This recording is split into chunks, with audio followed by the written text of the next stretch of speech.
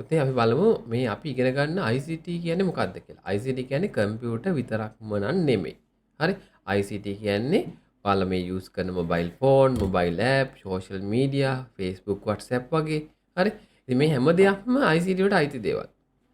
ඉතින් ඇත්තටම ICT කියන්නේ මොකක්ද? ICT කියන්නේ Information and Communication Technology කියන එකනේ. ඒ කියන්නේ තොරතුරු හා sannivedana තාක්ෂණය. ඉතින් ICT වලින් වෙන්නේ මොකක්ද? ICT වලින් වෙන්නේ data. ඒ කියන්නේ දත්ත අමුද්‍රව්‍ය විදියට අරගෙන ඒවා කිසියම් ක්‍රියාවලියකට භාජනය කරලා. ඒ කියන්නේ process කරලා, සකස් කරලා නිර්මාණය කරනවා තොරතුරු. ජෙනරේට් කරනවා information. හරි? එතකොට මේ ජෙනරේට් කරපු ඉන්ෆෝමේෂන්ස් අදාළ පාර්ශ්වයට ලබා දෙනවා. ඉතින් ඔන්න ඔය ක්‍රියාවලියට තමයි ICT කියලා කියන්නේ.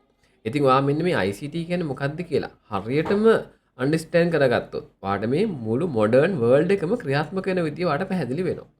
ඉතින් ICT පුතේ ඔයාට හරියට ඉගෙන ගන්න ඕන නම් ඔයාත් ජොයින් වෙන්න අපේ A+ ICT ක්ලාස් එකත් එක්ක. ඉතින් ඔයාට ජොයින් වෙන්න ඕන නම් මේ තිරේ දිස් වෙන නම්බර එකට A level ICT කියලා WhatsApp පණිවිඩයක් යොමු කරන්න.